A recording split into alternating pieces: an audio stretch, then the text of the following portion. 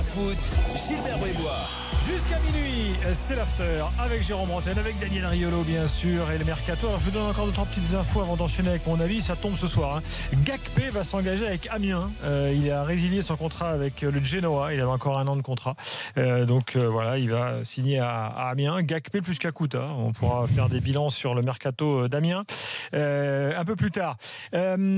Nancy qui va changer d'entraîneur. Correa viré aujourd'hui pour la... Non, je sais pas combienième fois. Ah, ça c'est énorme. Ah ouais. Correa, exactement. Ah ouais, là, franchement, c'est un pilier de Nancy. Surtout que c'est le meilleur pote de Rousseau. C'est la 2e place Stanislas, quoi. C'est voilà. Donc là, ils ont dit il faut du 109, dit Rousseau. Donc est-ce qu'il va être rappelé encore comme ça? Ça fait 10 ans qu'il faut du 109. Donc en bout de 10 ans, c'est bien. Il a décidé. Donc Jovetic, je vous en avais parlé tout à l'heure. Il a signé pour 4 ans à Monaco. Il a 27 ans. Je rappelle que l'an dernier, il était à Séville prêté, qu'il n'a pas fait une saison exceptionnelle à Séville non plus. Hein. Bon, on va voir à Monaco si ça lui convient mieux. Très beau jeu. Concernant voilà. Jovetic. Au niveau Mercato, je voulais également vous signer que Claudio Bovu a été prêté par Vigo à Leganés, petit club de la banlieue madrilène. C'est sympa, je dois dire. Et puis la banlieue, sympa le club. La banlieue, sympa ou le club? Non, le club est sympa. Je suis allé moi voir un match. Petit stade. Je sais pas comment comparer. C'est un peu le La Ciotat de Marseille, si tu veux, ou le Boulogne-Billancourt de Paris. Leganés. Bon, je schématise. Pas le Rissorangis de Paris.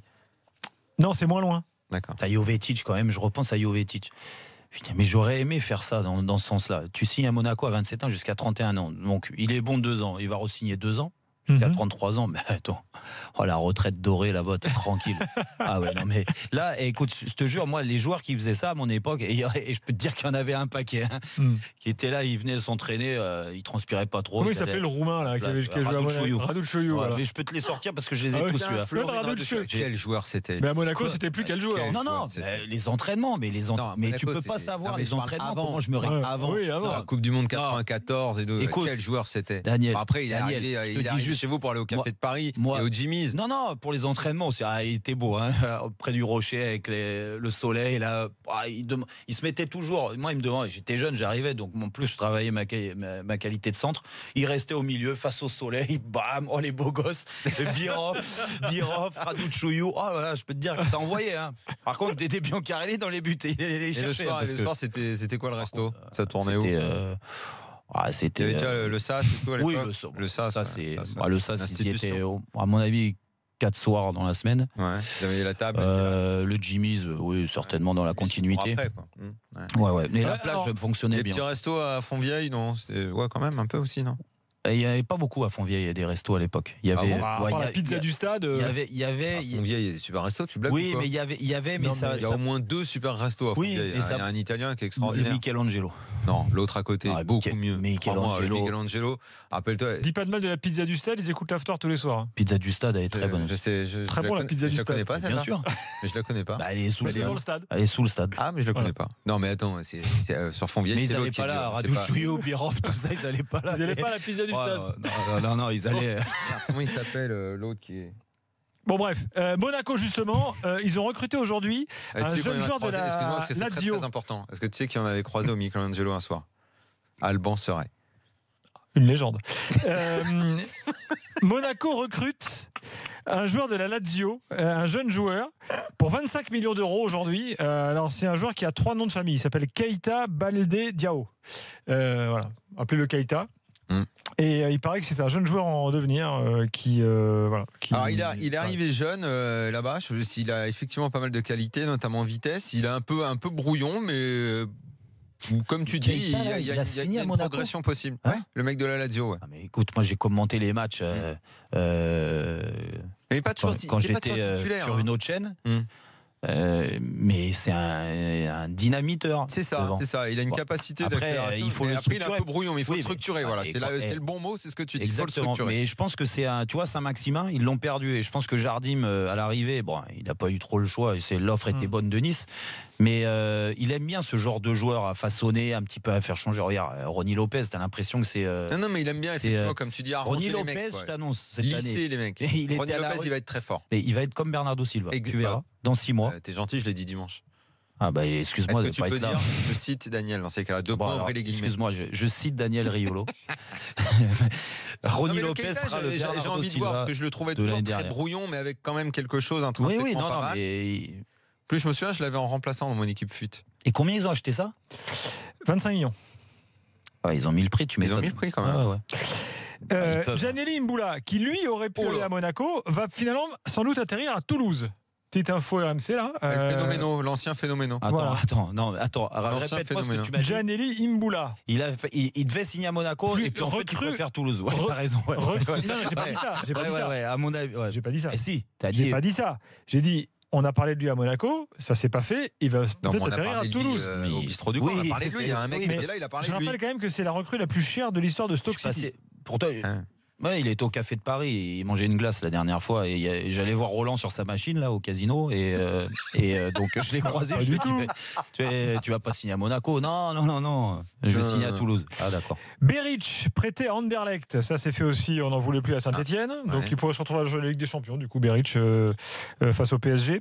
Et puis Metz va prendre un jeune Suédois qui s'appelle Ghoddos, qui joue à Östersund. Metz, il va falloir qu'il s'y mette aussi parce que Metz, je les sens mal.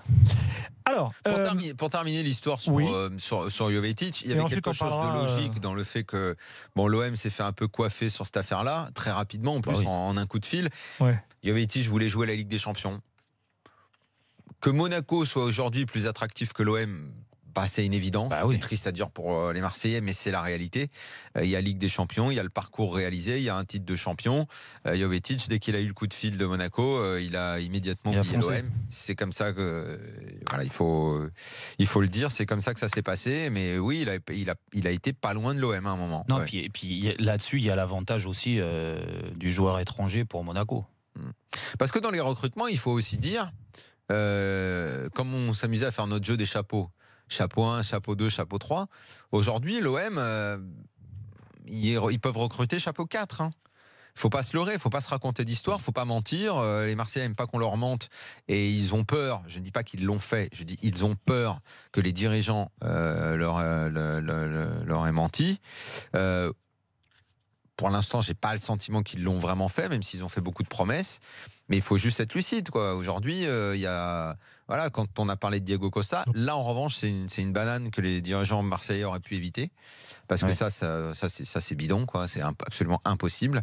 Donc, faut éviter de raconter ce genre d'histoire-là. Mais voilà, il y a des clubs aujourd'hui, t'es pas en Ligue des Champions, il y a longtemps que t'y as pas été. Dans ton championnat, t'es dominé par d'autres équipes. L'OM, ils peuvent recruter dans les chapeaux 4, quoi. Donc avec des agents moins connus, qui ont des joueurs. Puis après, Daniel, t'as le profil aussi de l'attaquant. Parce qu'il faut savoir ce qu'ils veulent comme profil. Est-ce que tu veux un attaquant d'appui style Gomis? Est-ce que tu veux un joueur, un attaquant qui participe au jeu style Germain, style Jovetic? Peut-être que c'est ça qu'ils recherchent, mais si c'est ça qu'ils recherchent, moi je me mets à la place de Jovetic. Alors après, il y a le côté je veux jouer à la Ligue des Champions.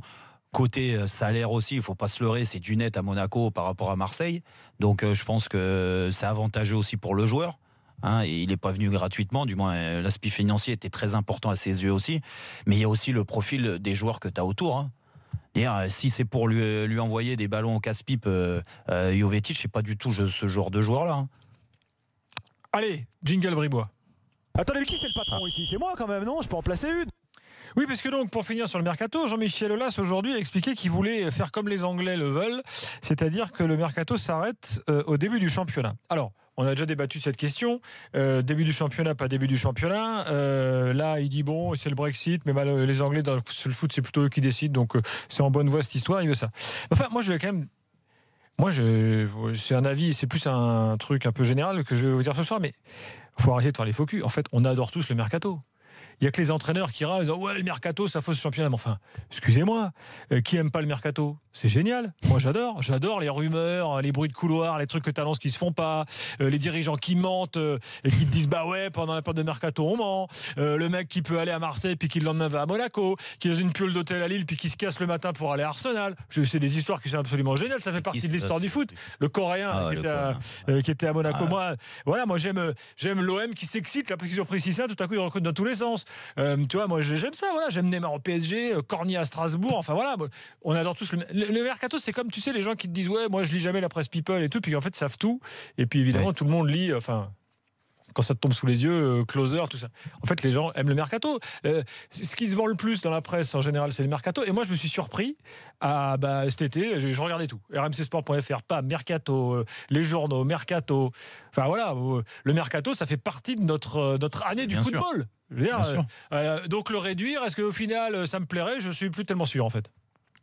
Voilà. Oui, après, là, aujourd'hui, quand tu es de l'autre côté, tu n'es pas sur le terrain, bien sûr que c'est plaisant. Après, je te parle en tant que suiveur du foot. Non, mais oui. Là, non, mais c'est... les gens qui nous écoutent, c'est la même chose. C'est pour ça que... Oui. Ben oui, sauf ceux qui sont entraîneurs, sauf ceux qui sont joueurs, et tu sais que Garcia, il est bien content d'avoir quelques jours de mercato. C'est une période pénible parce que tu peux, des fois, quand tu es joueur, tu peux être sûr, tu te dis voilà, je reste. Et puis il y a une offre qui tombe mirobolante et tu te dis oh toi, qu'est-ce que je fais, surtout aujourd'hui maintenant ça va tellement vite que regarde le cas Mbappé.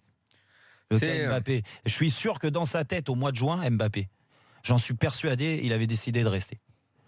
Parce que voilà, Real Madrid, pas l'offre suffisante, le PSG s'était mis d'un seul coup sur Neymar, et puis d'un seul coup, bam, c'est renversé. Puis là, voilà, tu veux partir. Tu sais, c'est perturbant pour le joueur, pour les gens du club, pour les coéquipiers. C'est pas facile, hein, mais on l'aime. Daniel nous dira s'il aime le mercato dans quelques instants. Bougez pas, et puis vous saurez tout sur les Pays-Bas. Le débat, évidemment. Et voilà, et puis vous saurez tout également sur Lens en Coupe d'Europe face à Anderlecht il y a quelques années avec une histoire extraordinaire. C'est tout de suite dans l'after.